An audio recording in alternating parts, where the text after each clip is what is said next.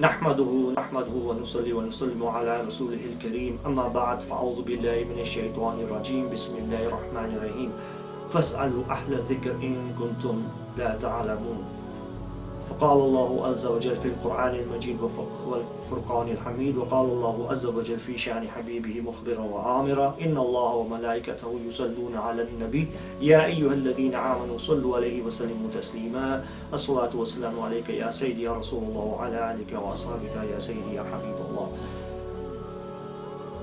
What do we do in a situation where there's a conflict over the moon sighting, whether that's at the start of Ramadan or whether that's the moon sighting for Shawwal and Eid al-Fitr, or in fact really it should apply to any month, but of course it's always a very big issue and a big problem at the time of Ramadan and Eid al-Fitr. So what do we do? You're in a situation where you live in a city, in a town, where an announcement has been made by a masjid that the moon has been sighted and therefore the month will start tomorrow. There's another announcement by another masjid or institution that says the moon has not been sighted and therefore the month will not start tomorrow, or tomorrow will not be Eid, or tomorrow will not be Ramadan and it will start the day after. You are presented with both of those opinions. The question is, which one do you follow?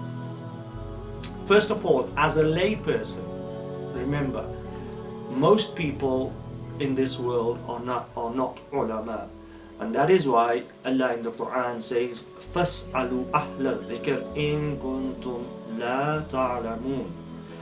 In matters that you do not know, go to the people of dhikr. In this instance, the Mufassirin have said to the people of knowledge,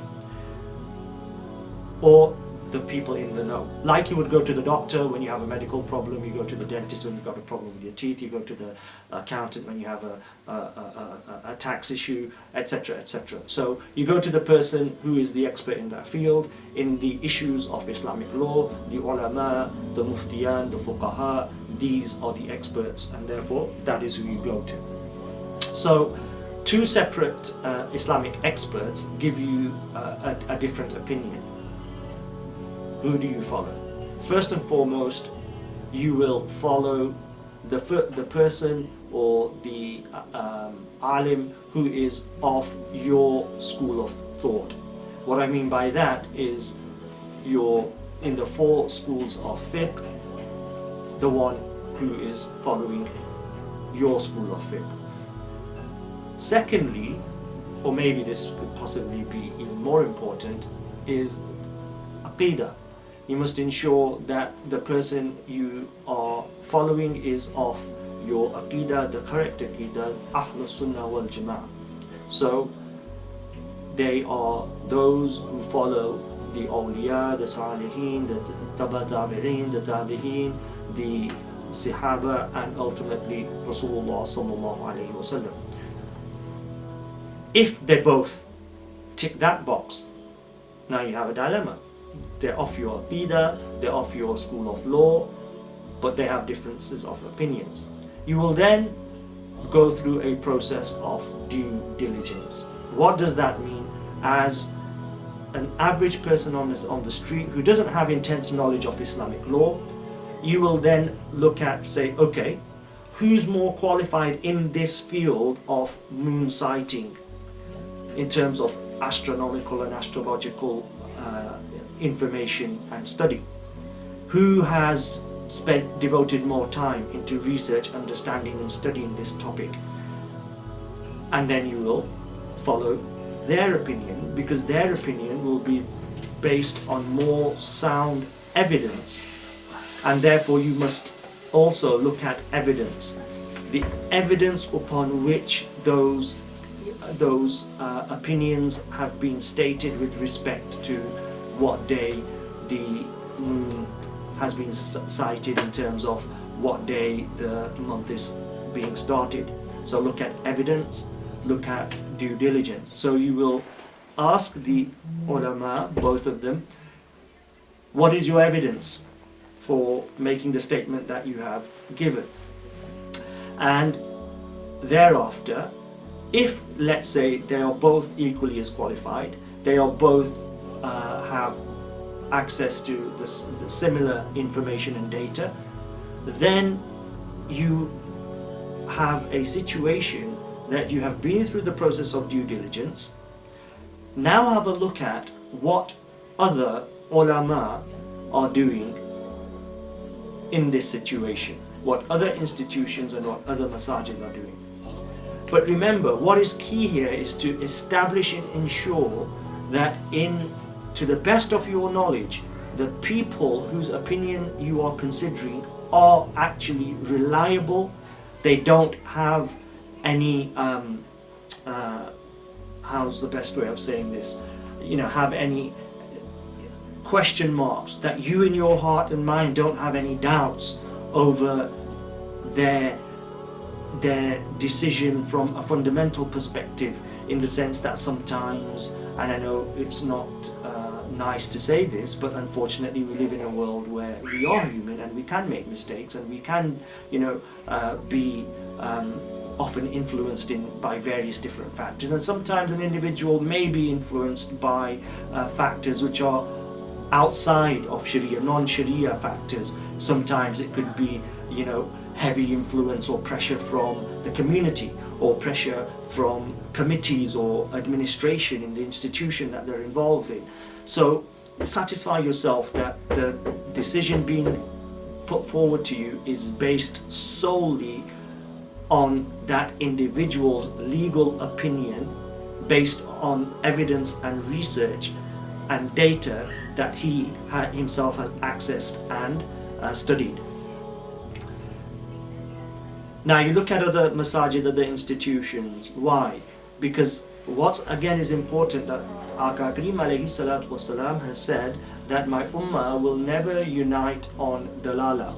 So what we will simply then look at is what are the majority of the Muslims of your aqidah, of your school of thought, in your town, in your area, in your city.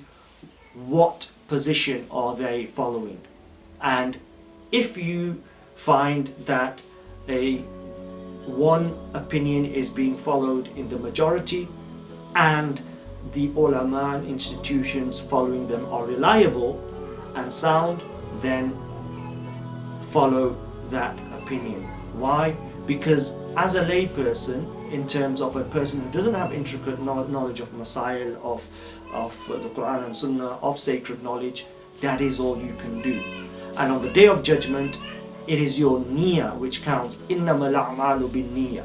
So Allah will judge the decision you made of who to follow based on, number one, what your niyyah was. And if your niyyah was that you wanted to ensure that you did Eid or Ramadan on the correct day for the sake of Allah and His Rasul, and therefore you went through this process of what I call due diligence, and then you made a decision, even if you got that decision wrong, you will not be accountable on the Day of Judgment, because you did the best you could.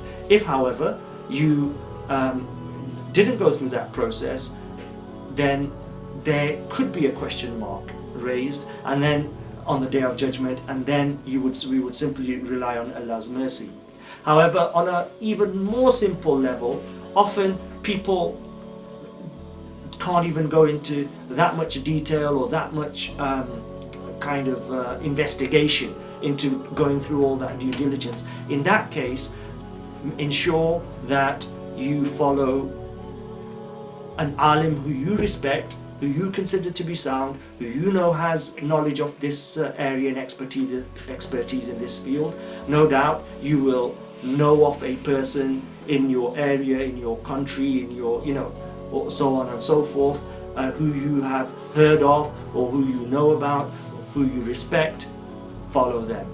And even if you don't have access to that information, or you're not sure who is who and what's what, then the bottom line is follow the masjid that you have been affiliated to for the rest of the year, for your salah, for your Jummah, for your Taraweeh, for everything else that went on during the year.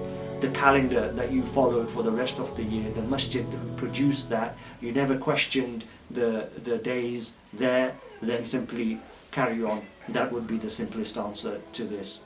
This is a very sensitive issue, and it's very difficult to give a firm answer on what an individual should do. But I think the key point to remember here is your niyyah, making sure that your niyyah is correct and pure. And number two, doing your best in terms of what I have referred to several times as due diligence.